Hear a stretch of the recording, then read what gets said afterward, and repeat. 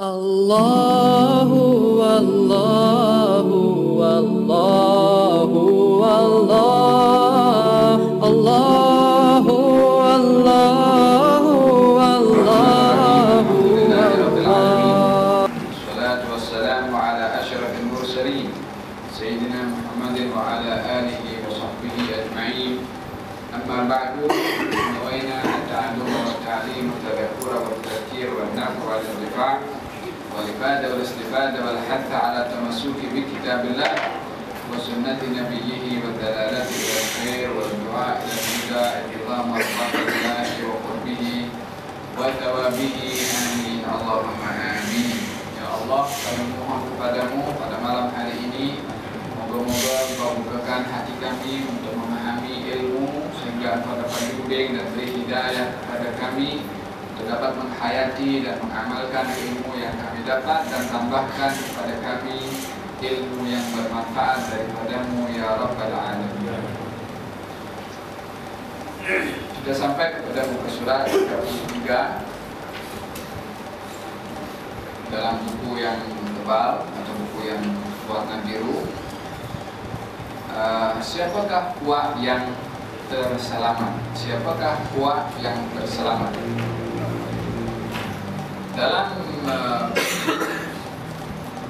tajuk ini Al-Imam Abdullah bin Abi Al-Haddad memberitahukan kepada kita tentang pelbagai puak yang ada daripada umat Nabi Muhammad SAW.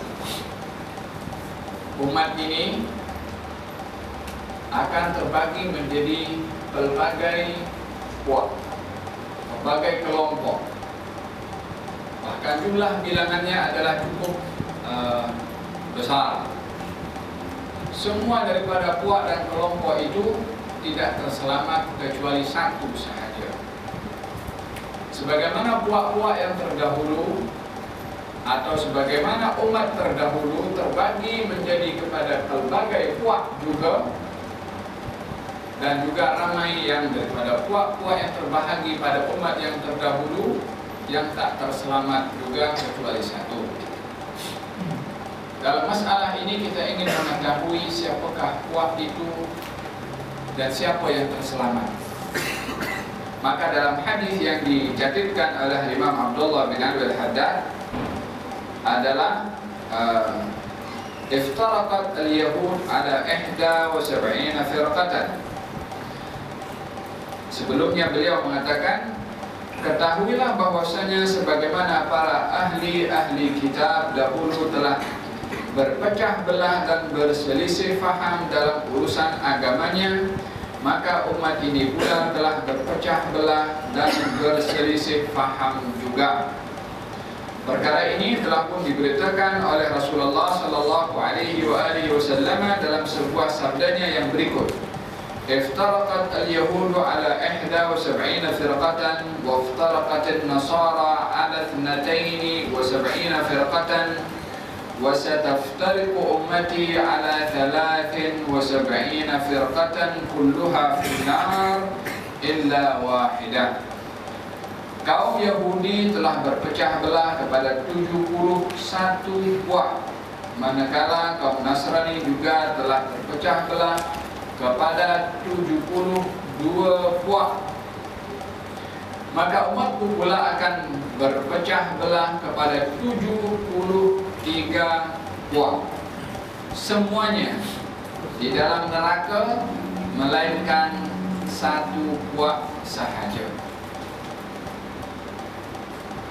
Ahli hadis berusaha untuk memberikan ulasan dan uraian siapakah yang dimaksudkan 73 puak daripada umat Nabi. Kita tak nak bahas kaum Yahudi ada 71 puak, kaum Kristian ada 72 puak. Kita tak dapat nak tentukan bilangan yang namanya satu-satu itu sampai 71 ataupun 73 atau 72.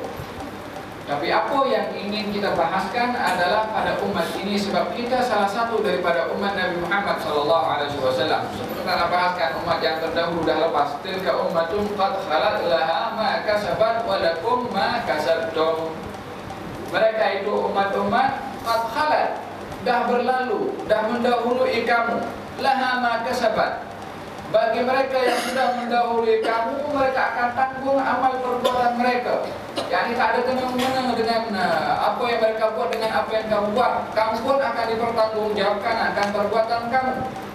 Yani bukan kita nak mempertikaikan apa yang berlaku kepada umat yang terdahulu. Mereka sudah ada pertanggungjawaban dengan Allah. Tapi bagi kita sekarang, apa pertanggungjawaban kita? Nabi memberitahukan kalau umat ini akan terbagi menjadi 73 golongan. Nabi memberitahukan yang demikian setelah baginda Rasulullah sallallahu alaihi wasallam pernah memohon kepada Allah agar supaya umatnya itu dijaga daripada 3 perkara. Yang pertama, Nabi memohon kepada Allah agar supaya umatnya dijaga, dilindungi oleh Allah daripada bencana yang turun daripada langit melanda kepada seluruh umat Nabi. Seperti perkara ini pernah berlaku di zaman umat-umat sebelumnya, hujan batu umpamanya, atau suara teriakan malaikat kepada satu umat sehingga dengan teriakan itu mereka semuanya menjadi mati. Ini azab menyeluruh kepada umat yang terdahulu datang daripada langit. Nabi berdoa, ya Allah selamatkan umatku, lindungi umatku daripada azab yang sedemikian. Allah menjawab, aku kabulkan. Yani tak akan ada azab yang datang daripada langit yang menyeluruh kepada seluruh umat Nabi Muhammad. Itu sudah jaminan dari Allah Subhanahu wa taala setelah Nabi memohonnya. Yang kedua, Allah menceritakan kepada Nabi tentang satu umat yang dihukum dan diazab oleh Allah daripada bawah. Umat Nabi Nuh ditenggelamkan, air munculnya daripada bawah. Setengah umat yang dibelahkan itu langit bumi, lalu ditelan oleh bumi. Qarun, apa yang berlaku kepada Qarun? Dia dengan hartanya sekali, itu bumi terbelah menjadi 2, masuk dia dengan hartanya, lingkup tutup dengan bumi, halal. Maka Allah ketika menceritakan tentang umat yang dihancurkan oleh Allah daripada bumi, Nabi pun berlindung, ya Allah selamatkan dan lindungi umatku dari jenis adab yang sedemikian. Allah menjawab, aku kabulkan. Yang ketiga, ketika Allah menceritakan tentang contoh umat yang saling membalas sesama sendiri, berselisih sesama sendiri, bermusuhan sesama sendiri, Nabi berlindung kepada Allah, ya Allah lindungi umatku daripada perkara yang sedemikian. Dalam hal ini Allah menangguhkan kabulnya doa Nabi tadi. Harapan Nabi tadi itu ditangguhkan oleh Allah. Bermakna tidak diberikan seketika itu oleh Allah. Apa artinya? Artinya umat ini, salah satu musibah yang akan menimpa kepada umat ini adalah bukan musibah yang turun daripada langit, bukan adab yang datang daripada bumi, tapi adabnya adalah berbalas sesama sendiri. Ini sudah ketentuan yang berlaku kepada umat Nabi Muhammad sallallahu alaihi wasallam adalah berbalas sesama sendiri.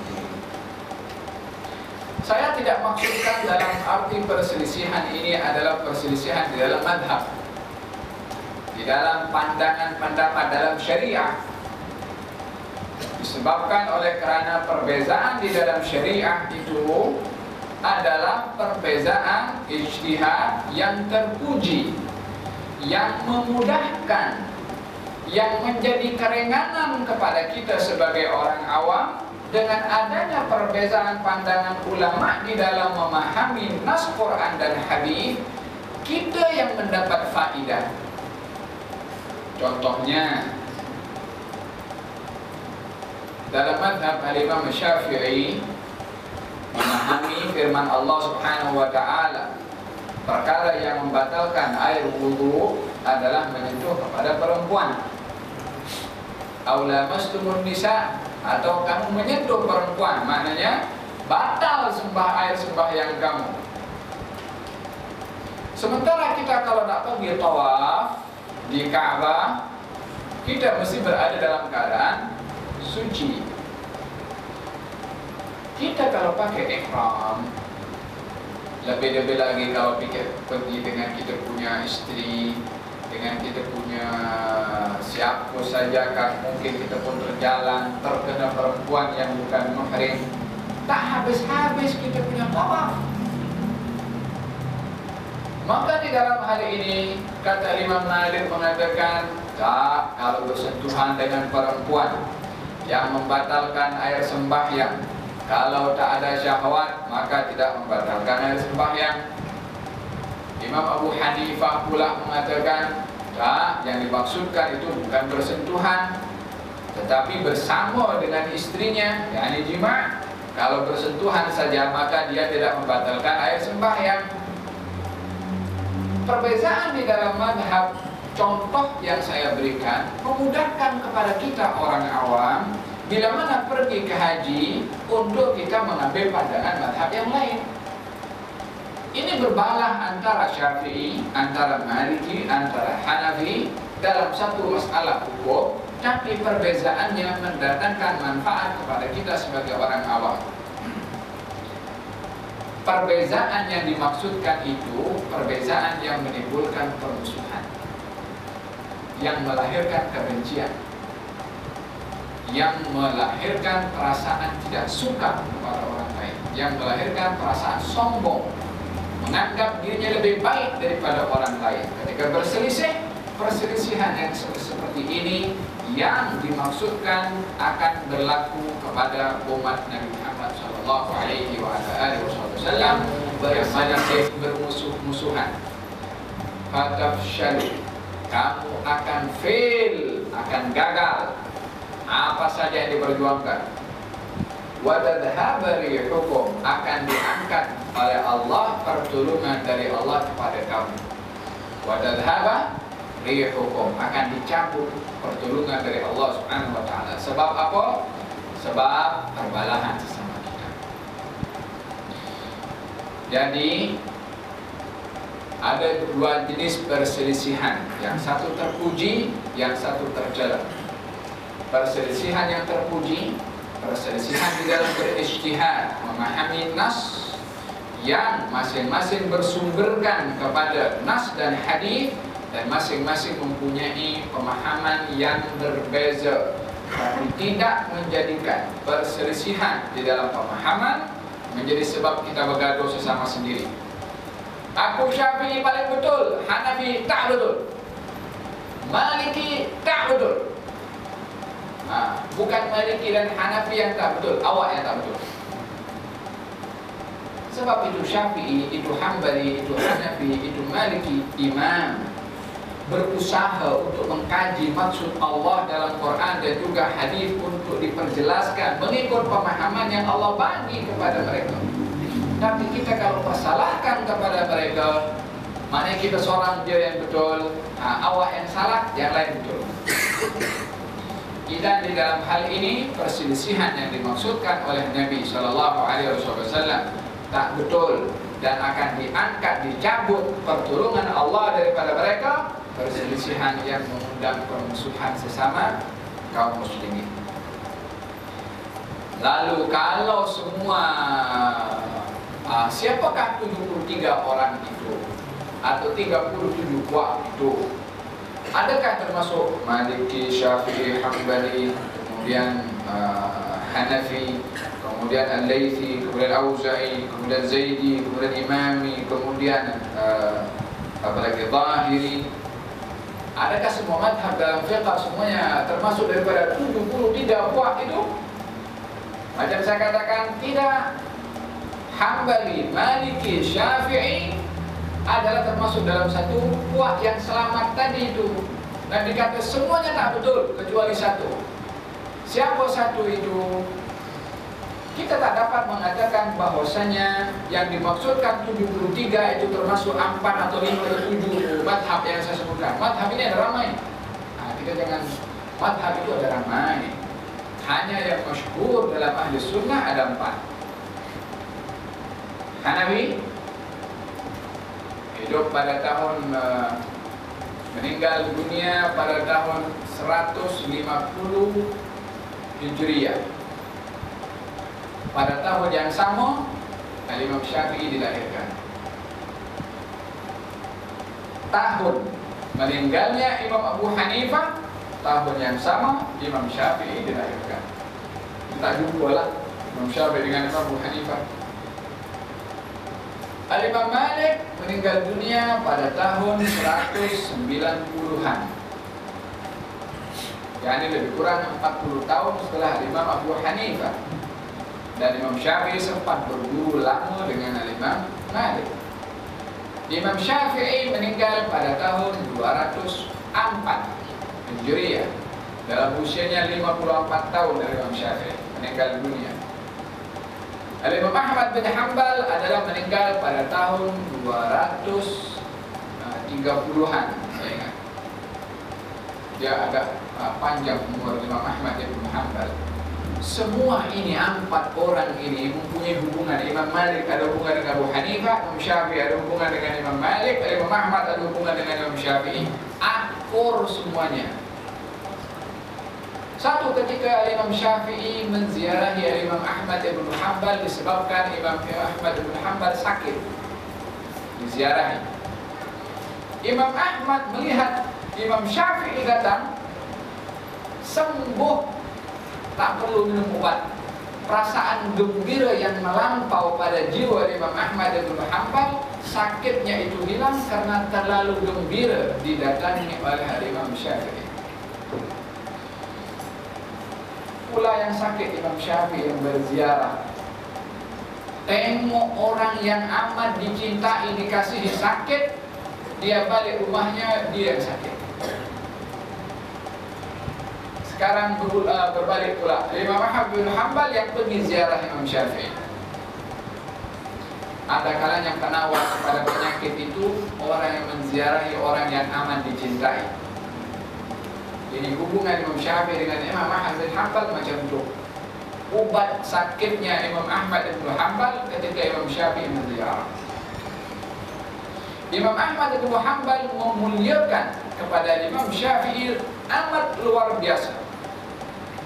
Sehingga dia mengatakan Imam Syafi'i ini keberadaannya yang diperlukan oleh manusia umpama matahari.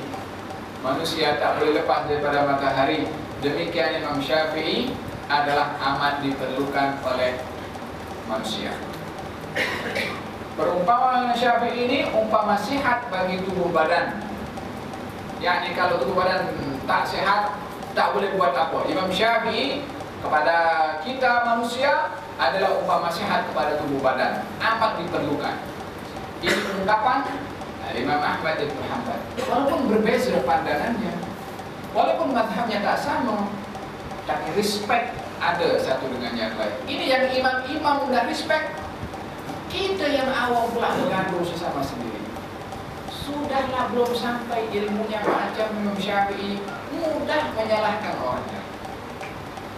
Dan perbezaan antara madhab bukan termasuk yang sesat dalam 73 ini. Lalu kita nak tahu siapa yang satu yang selamat itu. Daripada 73 yang selamat kata Nabi satu. Siapa? Tengok dalam hadis itu disambung oleh Nabi SAW. Siapakah puak yang terselamat daripada neraka itu? Baginda menjawab, allati takunu ala mithli ma ana alaihi wa ashabi. Mereka itu adalah puak yang menuruti perjalananku dan perjalanan para sahabatku. Kemudian kata Al-Haddad, apabila berlaku sesuatu perselisihan, maka hendaklah kamu sentiasa berpihak kepada kumpulan yang terbanyak daripada kaum muslimin. Syukur alhamdulillah sejak dahulu sampai sekarang para ahli sunnah wal jamaah itulah yang merupakan kumpulan yang terbanyak dari kaum muslimin. Nabi berikan garis panduan, siapakah orang yang terselamat? Kata baginda Rasulullah, orang yang berada dalam jalan aku dan sahabat aku. Orang yang berada dalam jalan aku dan sahabat aku. Lalu yang 73 itu siapa? Dalam hal ini ulama memberikan beberapa penafsiran. Kalimat 70 lebih itu bukan menunjukkan jumlah bilangan umat ini akan terpecah menjadi 70 lebih. Nah, tapi maksudnya akan banyak jumlah perpecahan kuat yang ada pada umat Nabi Muhammad SAW. Jumlahnya itu banyak. Ungkapan banyak diterjemahkan dalam bahasa 70. Jadi 70 bukan nak tentukan jumlahnya 70, tapi nak tunjuk banyak. Seperti dalam Al-Quranul Karim, Allah Subhanahu wa Ta'ala berfirman memberitahukan kepada baginda Rasulullah, ketika baginda Rasulullah ingin memohon ampun kepada Allah untuk kaum munafiqin, kata Allah Subhanahu wa Ta'ala, kalau kamu beristighfar untuk mereka kaum munafiqin 70 kali istighfar, aku tak akan ampunkan mereka.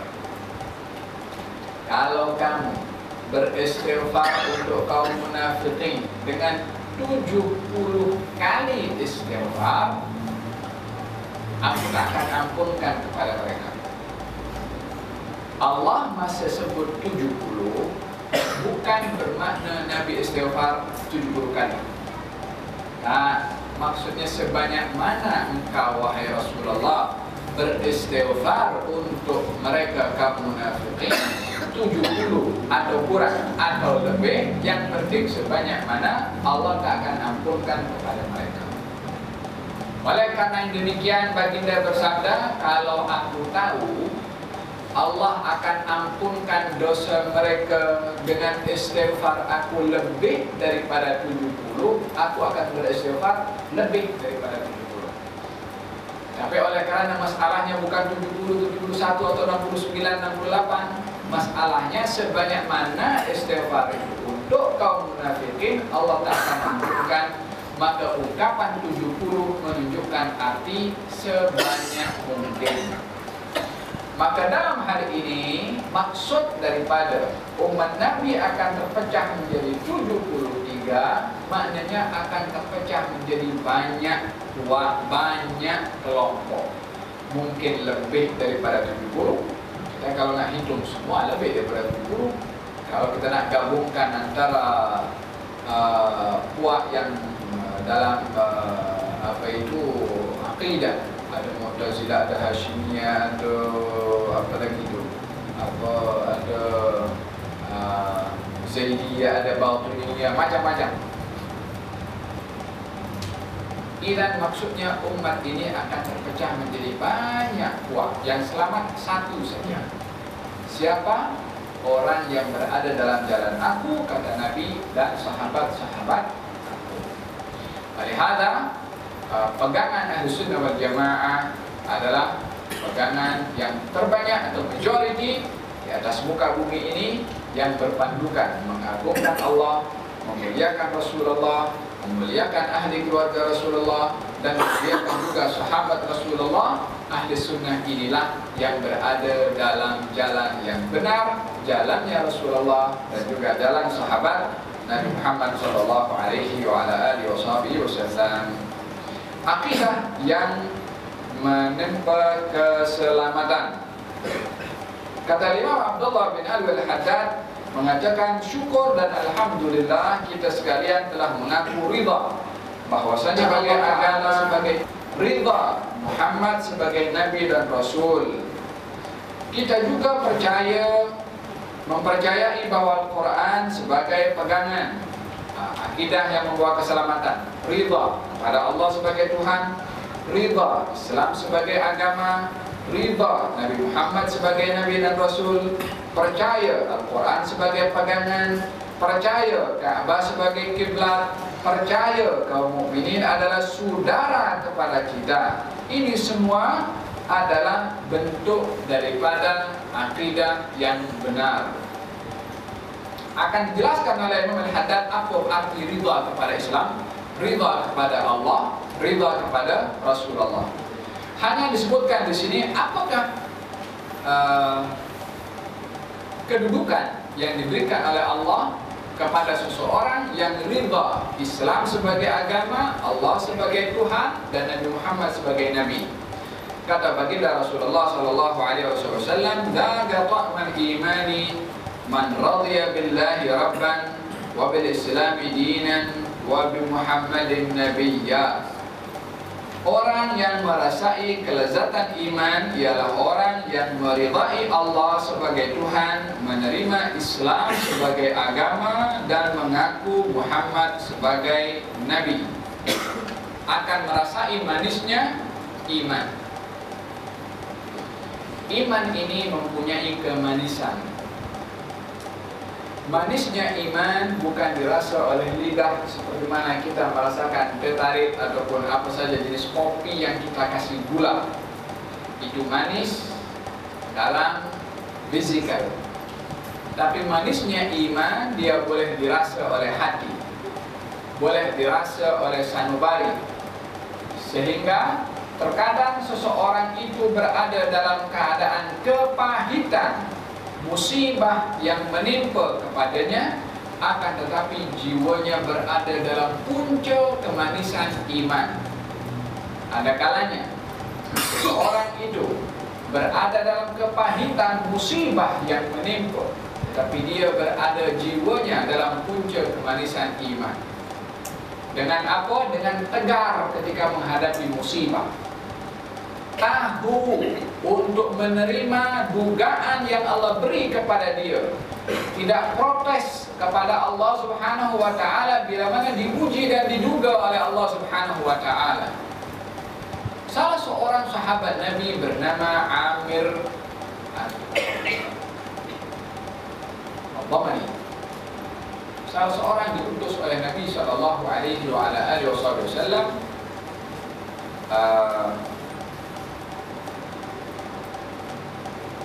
untuk menyampaikan dakwah. Dalam perjalanan, mereka yang sedang berjalan ini dikhianati oleh orang yang datang kepada Nabi untuk meminta mereka sebagai ustaz, sebagai pendakwah di kampungnya. Mereka berkhianat. Ketika mereka berkhianat, para sahabat Nabi ini menaiki gunung, sementara musuh berada di bawah. Yang mudah bagi orang berada di atas untuk membunuh kepada sesiapa yang berusaha untuk mendaki. Kalau nak mendaki itu dia kena lepas senjata, dia kena panjat dulu, sementara berada di atas boleh pukul saja macam ni. Maka mereka tak berani untuk mendaki sebab keadaannya terancam. Maka dengan demikian mereka menipu, mengatakan kalau kamu turun daripada gunung, kami tak akan membuat apa-apa kepada kamu, kami akan berdamai dengan kamu. Maka sebahagian daripada mereka sahabat Nabi itu ketika mempercayai kepada apa yang dikatakan oleh mereka, maka mereka turun, lalu mereka diikat dan ditangkap. Kecuali satu orang sahaja yang berada di atas, kekal di sana dan tak mahu untuk turun daripada gunung, sehingga pada akhirnya musuh berjaya untuk mengepung dan pada akhirnya membunuh kepada seorang bernama Thabit ibn Asim atau Asim ibn Thabit. Salah seorang daripada mereka yang dihantar untuk ditangkap bernama Khubayb. Ketika ditangkap dan ingin dibunuh di sebelah Tan'im sana, Mereka orang Arab bila mana ingin membunuh tak dibunuh di tanah haram Mekah, sebab mereka masih menghormati kesucian tanah Mekah. Dibunuh di Tan'im. Maka sebelum dibunuh, dia yang dalam keadaan diikat, kemudian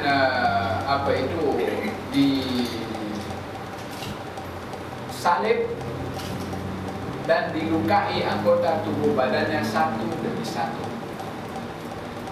Ini seorang sahabat Nabi yang bernama Zaid ibn al-Dathinna. Adapun Khubayb pun juga dilakukan hal yang sama, dibunuh tapi di hari yang berbeza. Zaid ibn al-Dathinna ketika dilukai hidungnya, telinganya, dia masih tetap tegar dalam keimanannya kepada Allah Subhanahu wa taala, sehingga ditanya oleh Abu Sufyan yang pada waktu itu belum lagi memeluk kepada agama Islam. Ya Zaid, unashiduka Allah. Wahai Zaid, aku nak ambil janji dan sumpah demi nama Allah untuk kamu jawab soalan aku dengan jujur dan benar. Kata Zaid sambil mengangkat kepalanya dan ingin mengetahui apa yang akan ditanya oleh Abu Sufyan, sementara dia tak berdaya disebabkan oleh kerana tubuh badannya itu dilukai satu demi satu, sehingga Abu Sufyan bertanya kepada Zaid, ya Zaid, mahukah kamu tempatmu ini aku tukarkan dengan Muhammad dan kamu berada di tengah-tengah keluarga kamu dalam keadaan selamat dan aman? Soalan Anda ingin mengetahui sejauh mana keimanan Zaid yang disakiti tubuh badannya. Kata Zaid mengatakan, ilaika anni ya Aba Sufyan. Cis, wahai Abu Sufyan, kalau bahasa sinilah, ilaika anni. Aku tidak riba ada duri yang mengenai kaki Nabi Muhammad sementara aku selesa dengan ahli keluarga aku. Apatah lagi kamu nak buat macam mana kamu buat kepada aku? Riba Nabi sebagai Nabi, Nabi Muhammad sebagai nabinya, dalam keadaan dia diduga dengan dugaan yang begitu hebat dan berat. Punca keimanisnya iman kepada Rasulullah berada maksimum kepada hati seorang sahabat bernama Zaid bin al-Dathinna.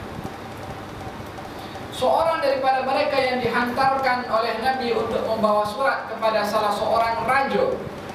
Raja itu tanpa membaca suratnya diambil surat itu dikoyak, bagi tahu kepada salah seorang tenteranya untuk membunuh kepada Rasulnya Rasulullah, yakni orang yang diutus oleh Rasulullah. Dibunuh daripada belakang. Itu sahabat mengatakan, Fustu warabbil Ka'bah, aku berjaya demi Tuhan yang memiliki Ka'bah. Dibunuh. Dia mengatakan, Fustu, aku berjaya demi Tuhan yang mempunyai Ka'bah, yakni Allah Subhanahu wa ta'ala. Seorang bernama Abbad ibn Bishr. Kita kalau tengok kaji sejarah para sahabat, kita akan dapati bagaimana punca keimanan mereka itu menguasai jiwa atau menguasai tubuh badan mereka, sehingga kekuatan iman lebih nampak kepada mereka melebihi daripada kekuatan tubuh badan bila mana diuji atau disakiti. Akan terkalahkan dengan kekuatan iman, dengan manisnya iman. Abbad ibn Bishr ditugaskan oleh Nabi untuk menjadi penjaga malam dalam satu peperangan bersama dengan Rasulullah. Maka pada malam itu dia berjaga satu orang daripada muhajirin, maka ada shift tukar, nak jaga awal malam atau jaga akhir malam. Abbad bin Bishr jaga awal malam. Dia ketika jaga awal malam, dia jaga dengan salat. Malam itu dia penuhi dengan ibadah kepada Allah. Seorang yang musuh yang menyelinap dan berusaha untuk membunuh kepada Abbad bin Bishr yang sedang salat pada waktu itu, panah dihunuskan mengenai kepada tubuh badan Abbad ibn Bishr, dia pun tak bergerak daripada tempatnya berdiri untuk salat.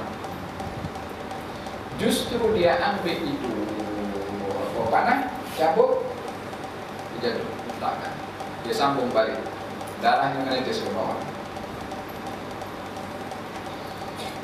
Kali yang kedua, panah mengenai anggota tubuh badannya, bukan tempat yang serius. Kali yang kedua juga busur panah itu dicabut dan dijatuhkan. 3 panah mengenai tubuh badan, dicabut ketiga anak panah itu, barulah dia mempercepat salatnya. Mempercepat salat itu bukan dia pasal dia takut terkena panah yang keempat. Dia kata selepas salat dia bangunkan itu temannya supaya membantu dia karena ada orang yang sedang menyelinap dan khawatir masuk ingin membunuh kepada Rasulullah. Kata Abbad bin Bishr, kalau bukan oleh kerana amanat Rasulullah kepada saya untuk jaga malam, saya akan teruskan saya salat walaupun anak panah itu mengenai kepada saya dan saya mati. Tapi kerana saya khawatir kalau saya mati karena panah tadi, saya tak menjalankan tugas Rasulullah sebagai pengawal, yang kalau saya mati, sahabatnya tak sedar, penyusul itu dapat menyelinap masuk kepada Nabi dan membunuh kepada Nabi. Silapnya daripada siapa? Daripada Abbad bin Bishr yang kena sekali panah, kemudian dia tidak batalkan segan supaya boleh selamatkan dan jaga keamanan pada waktu itu. Kalau bukan kerana amanat Rasulullah kepada saya untuk menjadi penjaga malam, saya harapkan saya syahid. Dalam salat pun juga itu tumpuan tujuan utama para sahabat radhiyallahu anhum wa ardhahum. Bayangkan bagaimana 3 panah kena kepada tubuh badan, darah yang mengucur banyak, sementara dia sedang membaca surat Al-Kahfi. Aku baca surat Kahfi, aku enggak nak putuskan bacaan surat aku dalam salat aku. Di manakah letak sakitnya tubuh badan kita, punya tubuh badan? Kalau cubit saja, kalau kita salat dicubit saja dah bergerak. Kita terpijak benda saja tajam di bawah kita punya sejadah itu, dah bergerak, dah tengok-tengok bawah, apa tu bakar bawah. Abbad ibn Bishr 3 panah mengenai tubuh badan yang tak bergerak daripada tempatnya. Terkadang manisnya iman itu bila mana memunca kepada seseorang dapat mengalahkan beratnya dugaan kepada tubuh badan. Ini siapa? Orang yang ridha Allah sebagai Tuhan, Nabi Muhammad sebagai Nabi dan Rasul, Islam sebagai agama, baru dia boleh merasakan manisnya iman. Moga-moga kita mendapat sikit saja tak pedak manisnya iman ini, supaya kita dapat merasakan bagaimana nikmatnya ketika bersama dengan zat yang kita beriman kepadanya. Macam mana kita nak mendapatkan manisnya iman? Macam mana kita nak mendapatkan keridhaan Allah sebagai tanda permulaan mendapatkan manisnya iman? Sabda Rasulullah sallallahu alaihi wasallam, siapa yang membaca doa berikut pada waktu pagi dan petang, pagi dan petang maknanya subuh dan lepas asar, maka berhaklah dia menerima keridhaan Allah Ta'ala. Apa itu? Raditu billahi rabban wa bil islami dinan wa bil muhammadin nabiyya.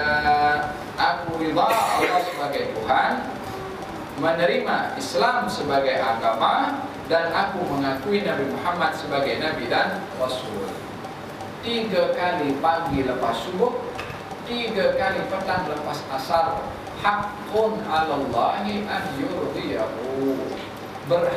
Dia berhak untuk mendapatkan keridhaan dari Allah bila mana membaca raditu billahi rabban wa bil islami dinan wa bi muhammadin nabiyya. Yang nak manisnya iman, yang nak dia merasakan nikmat bermunajat, yang nak hatinya khusyuk kepada Allah Subhanahu wa ta'ala sebagai tanda iman dia kepada Allah, jaga ini zikir raditu billahi rabban wa bil islami dinan wa bi Muhammadin nabiyya. Pagi dan petang 3 kali. Maksud ridha dalam hadis di atas. Apa arti ridha kepada Allah? Apa arti ridha kepada Islam? Apa arti ridha kepada Nabi Muhammad sebagai Nabi? Kata Imam Al-Haddad mengatakan, ketahuilah bahwasanya siapa yang meridai Allah sebagai Tuhan, wajib atasnya meridai juga akan pentadbiran Allah Ta'ala dan ikhtiarnya terhadap para hambanya, serta pahit maung hidup yang ditentukan Allah terhadap dirinya. Seorang hamba harus menerima bahagian rezeki yang dikurniakan Allah terhadap dirinya. Ia harus sentiasa kekal dalam mentaati Allah dan menjaga segala kewajiban yang ditentukan ke atas dirinya. Ia wajib meninggalkan segala larangan Allah, sentiasa sabar dalam menghadapi bala bencana yang ditimpakan ke atasnya, sentiasa bersyukur atas nikmat dan kurnia Allah Ta'ala, selalu ingat kepada Allah Ta'ala dan bercita-cita untuk menemuinya. Ia harus meridai Allah menjadi tempat ia bergantung harapannya, memutuskan perkaranya, dan berlindung dari mara bahaya dan malapetaka. Sentiasa bersikap ikhlas dalam ibadah dan menyerah diri kepada Allah lahir dan batin. Dalam menjalani urusan hidup sehari-hari, ia tidak gentar, melainkan hanya kepada Allah sahaja, dan dia tidak mengharapkan terlaksananya sesuatu hajat dan kepentingan, melainkan Allah Ta'ala jua. Maha suci Engkau, wahai Tuhan. Ini arti ridha kepada Allah. Ridha kepada Allah sebagai Tuhan, Rabban. Apa itu arti Rabban? Raditu billahi Rabban. Saya ridha Allah sebagai Rabb. Apa itu Rabb? Alhamdulillahi Rabbil Alamin. Rabbil Alamin. Rabb itu artinya yang memiliki. Rabbil Ka'bah, yang memiliki Ka'bah. Rabbil Alamin, yang memiliki alam semesta. Kita ridha Allah sebagai pemilik kita. Artinya kita ini bukan memiliki diri sendiri. Kita ini hamba yang dimiliki oleh Allah. Itu arti dasar kita percaya Allah sebagai Tuhan. Dia yang punya kita, bukan kita punya diri kita. Bagaimana kita nak memiliki diri sendiri sementara dalam beberapa perkara kita tidak dapat mengawal diri kita.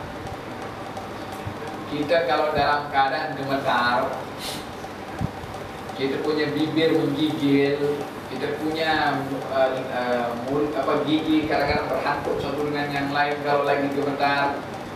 Kita tak boleh kontrol itu. Kita nak buat sengaja, kita dia bergerak sendiri, ya kan?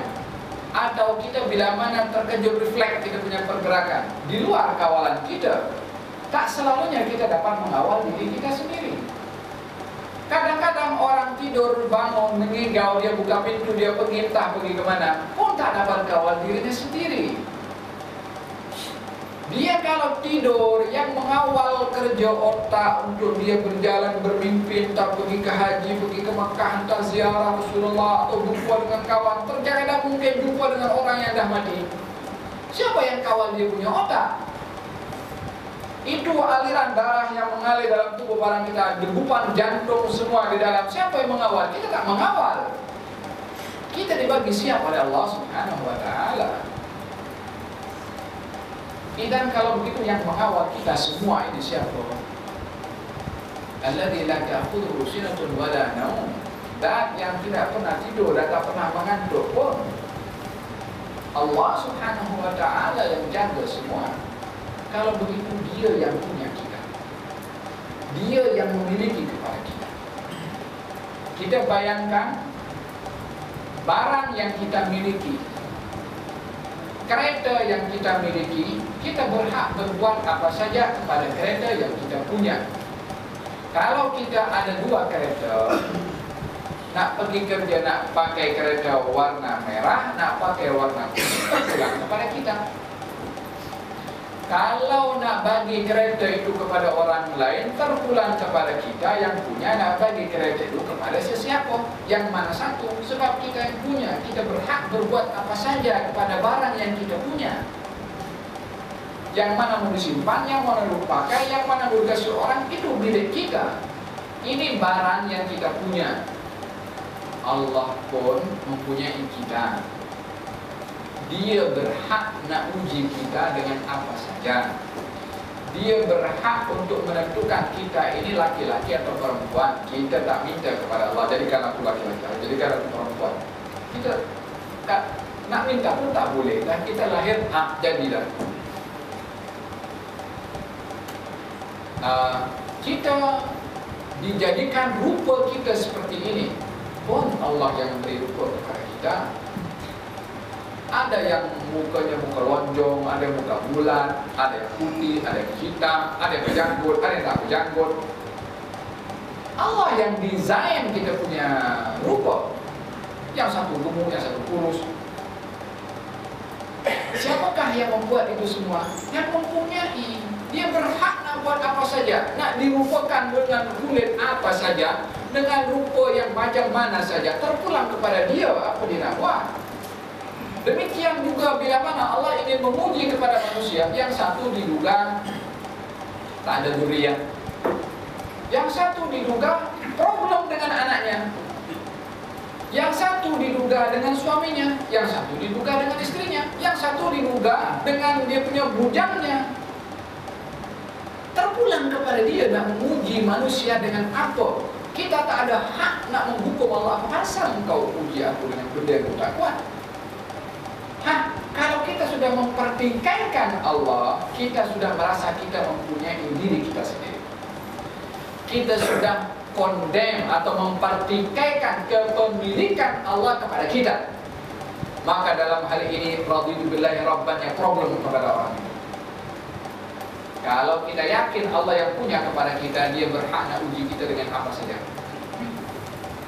Tugas kita berhadapan dengan ujian yang Allah bagi, bukan mempertikaikan kenapa Allah uji aku dengan itu. Kita tak ada hak. Untuk macam kita kalau nak buat ini contoh saja, guru kalau nak buat soalan kepada anak muridnya yang exam, terpulang pada guru itu ujian soalan apa yang patut diberikan. Tak boleh nak murid guru, kenapa kamu bagi soalan yang tak boleh jawab? Ini murid yang tak tahu adab kepada gurunya. Kalau tak boleh jawab, jangan jawab. Tapi dipertikaikan kenapa guru bagi soalan itu.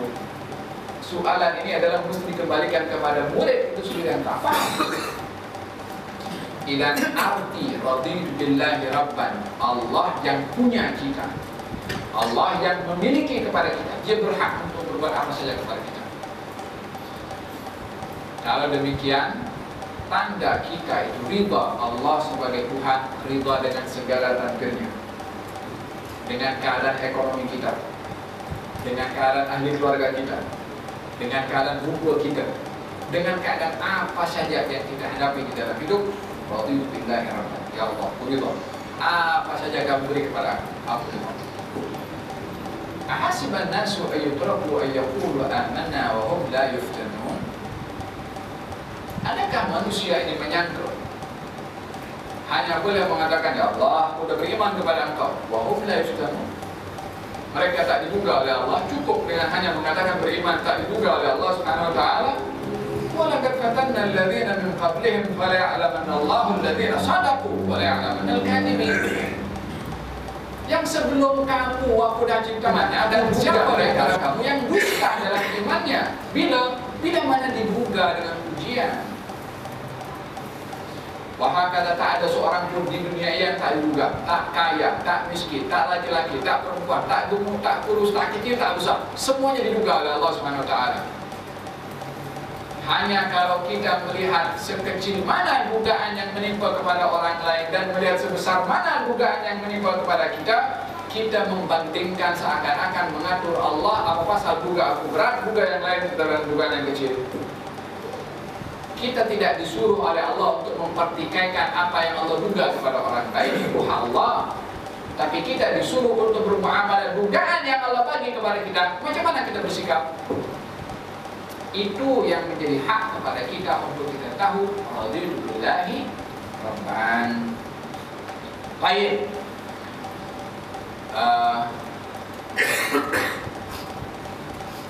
Kala Nabi Allah Ayyub alaihi salam. Kita semua tahu kisah Nabi Ayyub alaihissalam yang dikenal dengan apa? Dengan sabarnya. Nabi Ayyub diduga oleh Allah dengan sakit selama 7 tahun. Sakitnya. Lalu kata istrinya, kamu ini kan Nabi, kamu kan Rasul, mintalah kepada Allah Subhanahu Wa Taala supaya kamu sembuh. Kata Nabi Ayyub mengatakan, aku diberi sehat oleh Allah 70 tahun. Sakitnya baru 7 tahun, 10% daripada 70 tahun. Macam mana aku nak minta kepada Allah? Malu nak minta. Bagi sehat 70, dugaan belum 50% pun juga.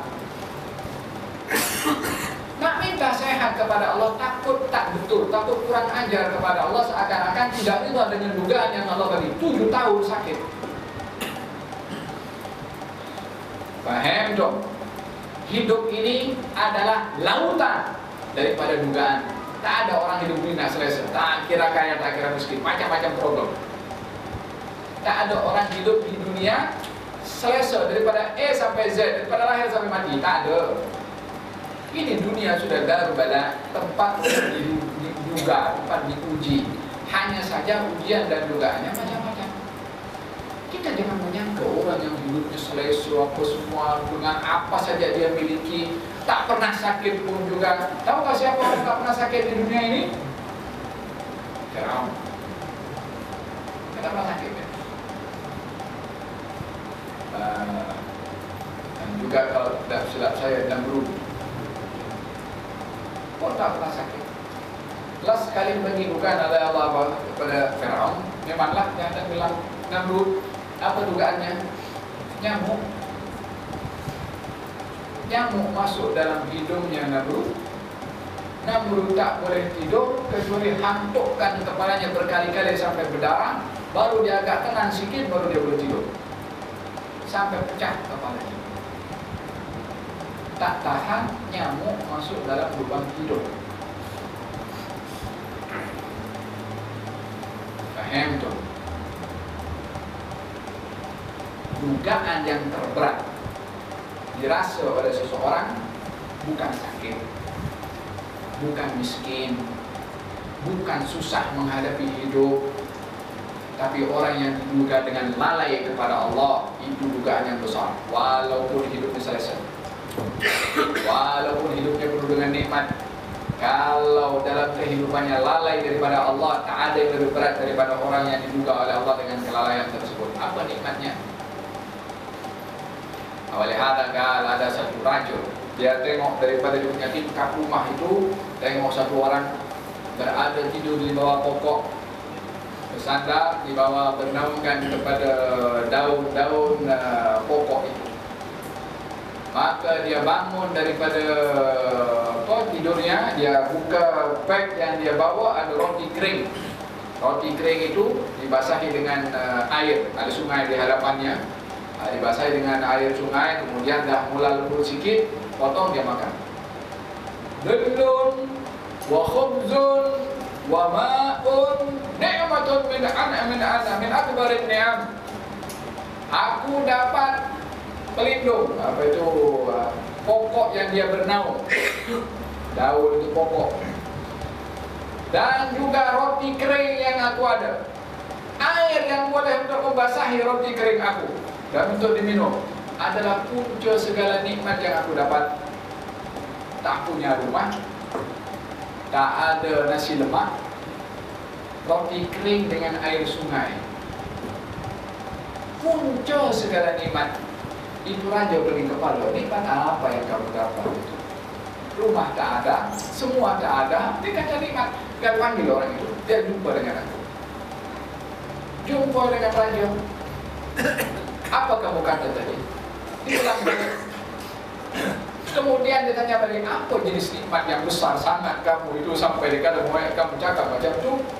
Kalau wahai raja, andai kerajaan yang kamu miliki ini,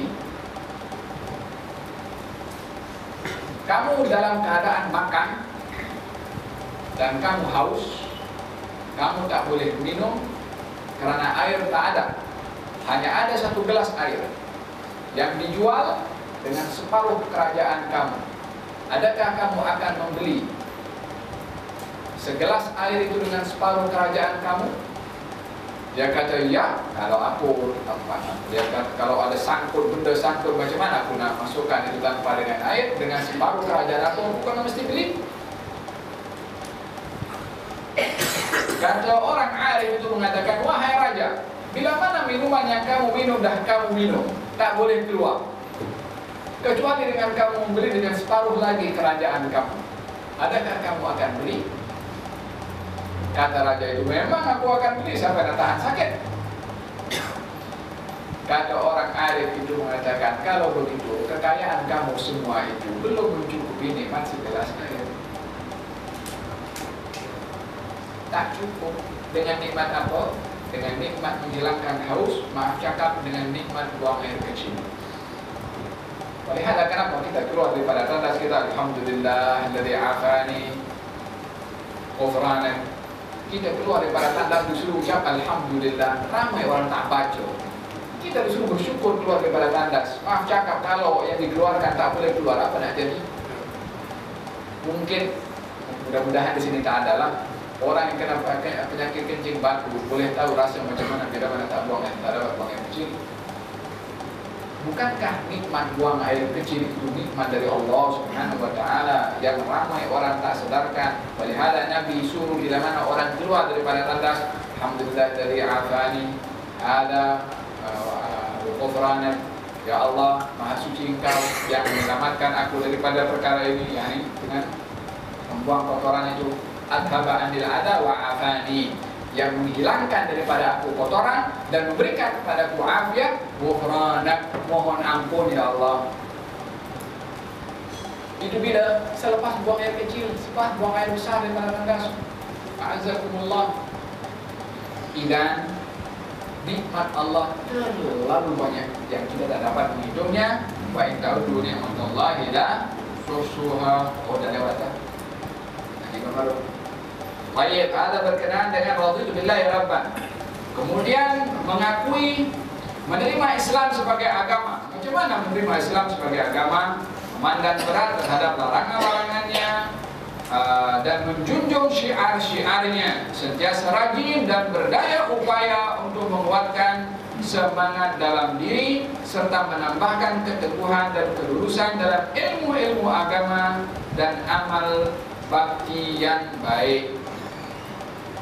Islam sebagai agama. Wa may yabtaghi ghayra al-islam dinan falam yuqbala minhu wa huwa fil akhirati minal khasirin. Barang siapa orang yang memilih Islam, memilih selain daripada Islam sebagai agama, maka dia tidak akan diterima oleh Allah dan di akhirat dia termasuk orang-orang yang rugi. Siapa orang yang memilih selain daripada Islam? Tanda kita memilih kepada Islam dan ridha kepada Islam adalah mengangkat syiarnya, mengamalkan tunjuk ajarnya. Tentunya kita tidak akan mengamalkan ataupun menunjukkan tunjuk ajarnya kalau kita tak belajar. Orang yang tak belajar macam mana nak beramal? Kadang-kadang pun orang beramal tanpa ilmu, amalnya silap dia tak tahu. Berapa banyak kadang-kadang kita mendengarkan orang menjadi imam, bacaan Fatihahnya tak betul. Ya na'budu, ya nasta'in. Alhamdulillah rabbil alamin. Alhamdulillah, bukan alhamdulillah. Ha. Bismillahirrahmanirrahim. Bismillahirrahmanirrahim. Di dalam Fatihah ada 14 sabdu yang wajib untuk dibaca. Kalau sabdu gugur tak sah dia punya Fatihah. Orang menjadi imam kena mesti tahu baca sabdu 14 dalam Fatihah saja. Siratal ladzina Jangan dibaca siratal ladzina. Da dengan za yang berbeza. Idzan di dalam hal ini perlu untuk beramal adalah ilmu. Tanpa ilmu, orang tak tahu amalnya itu betul atau tak betul. Hal dikaitkan di sini oleh Imam Haddad adalah dengan menambahkan keteguhan dalam kelurusan dalam ilmu agama dan amal batin yang baik. Dan Islam memerlukan kepada dua, atau ridha kepada Islam sebagai agama memerlukan dua perkara asas. Yang pertama ilmu, yang kedua amal. Ilmu tentang Islam dan amal tentang ilmu yang dia belajar akan Islam tersebut. Yang ketiga adalah mengakui Nabi Muhammad sebagai Nabi dan Rasul. Macam mana? Yaitu dengan bersuluh dengan petunjuknya, menjunjung syariatnya, berpegang teguh dengan perjalanannya, menghormati haknya, memperbanyakkan selawat dan salam ke atasnya, mencintai keluarga dan para sahabatnya, serta mohon ridha dan rahmat ke atas mereka sekalian. Itu tanda kita ridha kepada Nabi Muhammad sebagai Nabi, mengakui beliau sebagai Nabi, menjunjung tinggi akan haknya, berselawat akan kepadanya, menjunjung ajarannya untuk ditunaikan, meniru ibadah kita dengan ibadah Nabi Muhammad SAW, menghormati orang-orang yang ada hubungan kait dengannya daripada ahli keluarganya dan juga sahabatnya. Dengan apa? Dengan senantiasa bila mana sebut Rasulullah SAW, semoga Allah meridai kepada mereka. Sebut keluarga Rasulullah radhiyallahu anhu. Ini tanda kita respect atau ridha Nabi Muhammad sebagai Nabi. Yang ada hubungan kait dengannya disanjung tinggi. Tentunya dengan dirinya terlebih dahulu Rasulullah dengan memperbanyak bersalawat dan menjunjung tinggi ajarannya, serta sahabat dan ahli keluarganya bila mana disebut adalah dengan sebutan radhiyallahu anhu, semoga Allah merahmati, semoga Allah mencucuri rahmat dan lain sebagainya. Ini tanda bahwasanya kita ridha Nabi Muhammad sebagai Nabi dan juga Rasul. Wallahu ta'ala a'lam. Bab yang berikutnya menceritakan tentang masalah yang amat penting dalam tubuh badan kita, mensucikan hati. Bab mensucikan hati adalah amat penting untuk kita ketahui. Sucinya hati adalah sucinya seluruh amal perbuatan. Sucinya hati terjaminnya masa depan seseorang. Kotor dan rosaknya hati adalah kotor dan rosaknya perbuatan, dan merupakan kotor dan rosaknya masa depan di akhirat.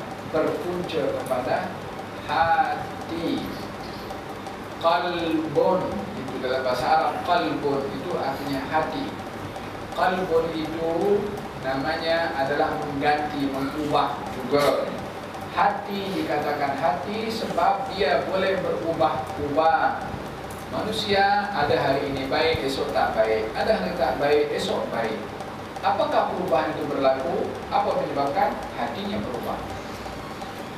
Kita ingin memohon kepada Allah agar supaya hati kita dijadikan hati yang baik dan kekal baik, sentiasa cenderung untuk melakukan kebaikan, disucikan oleh Allah Subhanahu wa taala daripada noda-noda hati, terutama hasad, terutama dengki, terutama kebencian kepada orang lain, terutama dendam, terutama riya, terutama sombong, terutama ujub, bangga diri, terutama buruk sangka kepada orang lain. Ini semua kanser kepada hati. Kita punya hati mesti bersih. Kalau tidak, maka terkena pelbagai jenis virus yang semakin bahaya. Virus kepada hati, kita boleh sampai kepada stage, entahlah berapa stage-nya, mungkin 4, 5, 6, 7, 8, 9. Lebih daripada itu, semakin hati itu tidak dijaga, semakin dia akan keras. Dan bila mana hati itu keras, akan menolak kebenaran yang nyata di hadapan Allah. Sudah berlaku kepada umat-umat yang terdahulu. Nampak kejelasan ayat-ayat Allah Subhanahu wa ta'ala di hadapan mereka. Mereka tak mau beriman juga. bukan tak nak bukan mereka tak tahu kebenaran itu, tapi hatinya tak boleh terima kebenaran. Dia berbeza orang tak tahu kebenaran dengan orang tak nak terima kebenaran. Problemnya pada hati. InsyaAllah kita akan bahas pada bulan hadapan, bila mana panjang umur, sehat walafiat, kita akan bahaskan berkenaan mensucikan hati. Macam mana tips mensucikan hati yang dimaksudkan oleh Imam Abdullah Ibn Alwi Al-Haddad.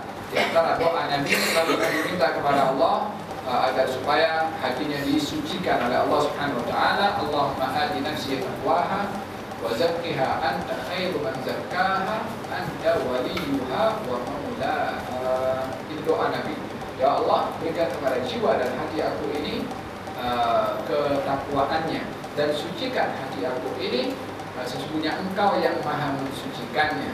Allahumma ati nufusana taqwaha wa zakkiha anta khairu man zakkaha anta waliyuha wa maulaha. Allahumma ja'al qulubana salimah hatta atu ilaika mutaradin anna ya rabbal alamin. Najji qulubana min al-hasad, najji qulubana min al-haqid, najji qulubana min ar-riya, najji qulubana min as-sultan, najji qulubana min al-kibr ya rabbal alamin. Allahumma najji qulubana min al-amrad al-batina wal-zahira hatta tankashif lana ajaib qudratik ilaina ya rabbal alamin. Sallallahu alaihi wasallam wa ala alihi wasallam. Alhamdulillah. Taqabbalallahu minkum.